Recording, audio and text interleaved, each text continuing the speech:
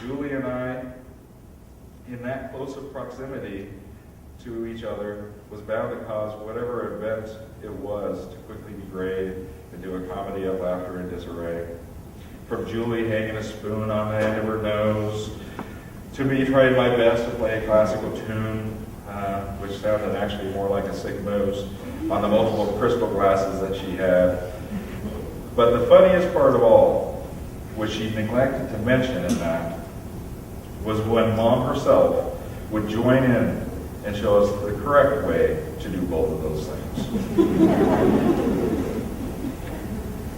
Speaking of water glasses, even the occasion of Mom meeting Carl for the first time did not go off in a normal fashion. Being a single mom, she had to work 2 jobs to support us. She worked as a teacher during the day, and then she went right to work at JB's Big Boy at night, where she was a hostess. Well, being the type of person who takes such pride in everything she does, she not only sat the customer, but also got water and coffee for him. Well, Carl must have caught my mother's eye or something, because the only time I ever heard of her ever dropping a glass happened to be full of water right into Carl's lap. Well, that was the start of their relationship, and they've been together ever since. Carl and I were just laughing about this the other day. I could go on and on telling stories about my mother's life, like the time that Darla was talking about, where they were pretending to be Thelma and Louise with the floppy hats and the sunglasses, or how when she would drop some food onto her freshly pressed shirt, they'd comment about how she would have a snack for later. One common detail would continue to surface. Despite the trials and the tribulations that my mom dealt with in her own life, she never ran short of smiles and laughter. As I close my eyes and try to peruse through all the memories of my mom, she always had a smile. You know, being the type of person she was, she compartmentalized so much about her life. She was a cowgirl in one area, a camper and a fisherman in another, a musician and a teacher in yet another. Very few people knew the complexity that was my mom. And I think that video tribute shows some of those different areas. So as we leave here today, I think she would want us to remember her smiling and share those quirky stories that only she seemed to be able to become a part of. She always taught her students that when they ran into a difficult point in the music, to continue on, to do the best you can, and to play with passion. That lesson, I believe, actually transcends music and can be applied to the trials of life as well. She would want us all to continue on, to do the best we could, and to live our life with passion. And at the end of each day, smile. Because we are not guaranteed anything in life, and today's smile may be the last. Thank you.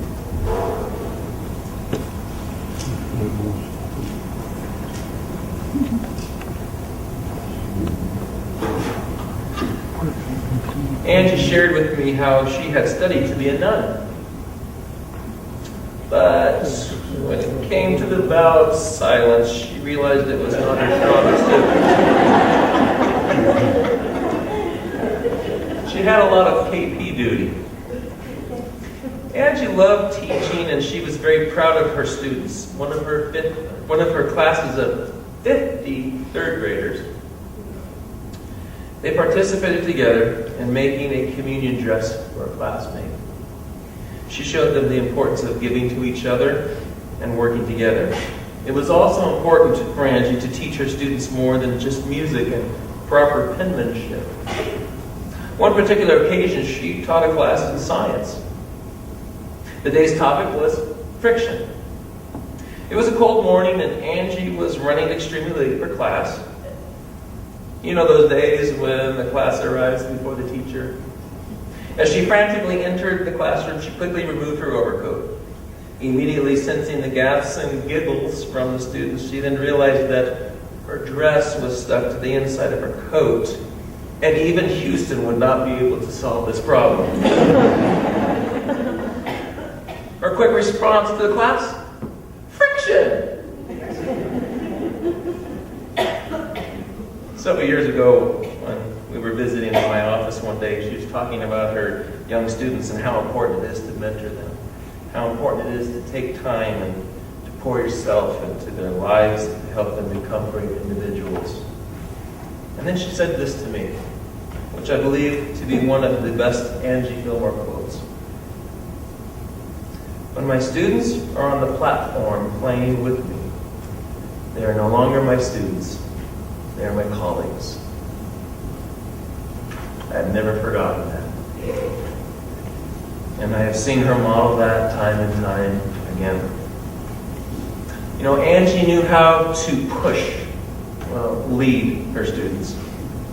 She taught in a way that made them perform beyond their ability. You can learn to play notes, but she wanted you to play with passion. It's easy to know the music here, but a greater musician will know the music here. And she could see your potential and encouraged, and she expected you to play at that level. It was her goal to make sure that you could see it too. Angie also knew that you could teach others through your own mistakes. One of my favorite orchestra moments here at TFNAS happened to this teacher, mentor, and professional musician, Angie. I was instructing the orchestra to start again from the top, to which Angie quickly replied, "What measure?" And I responded, "Number 1." Oh boy, her students thought that was the funniest thing ever. We all laughed, and so did Angie. To be quite truthful, though, some of the songs that started at measure 0 pick up to measure 1. Many times after that, we would instruct the orchestra to start at the top. And Angie at measure 1. Even in those moments, I watched as the confidence level of those young students that raised because they felt that they had it more together than their teacher. Listen to this poem. This is why I teach music. Not because I expect you to major in music, not because I expect you to play or sing all your life, not so you can relax or have fun, but so you will be human. So you will recognize beauty. So you will be sensitive. So you will be closer to infinite and beyond this world. So that you will have something to cling to. So you will have more love, more compassion, more gentleness, and more good. In short, more life. Well, because of what value will it be to make a prosperous living unless you know how to live? You see, she wanted to move music from your head to your heart. Music was the tool that she used to develop character and creativity and discipline and love and relationship and community. She was more than a music teacher. She was teaching us how to live life. Strings Alive was an after-school program that Angie started and she funded by herself when the school district told her that the music program in the elementary schools were needing to be removed to cut costs. Angie, she wanted any student to be able to play an instrument. The school allowed her to teach after school and use one of the rooms.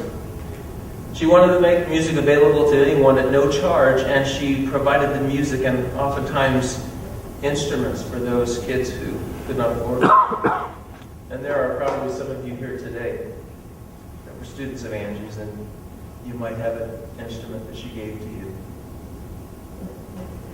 Caitlin Durham is one of Angie's students, and for her senior project, she started a musical scholarship program in Angie's name. And she said this, since I met her.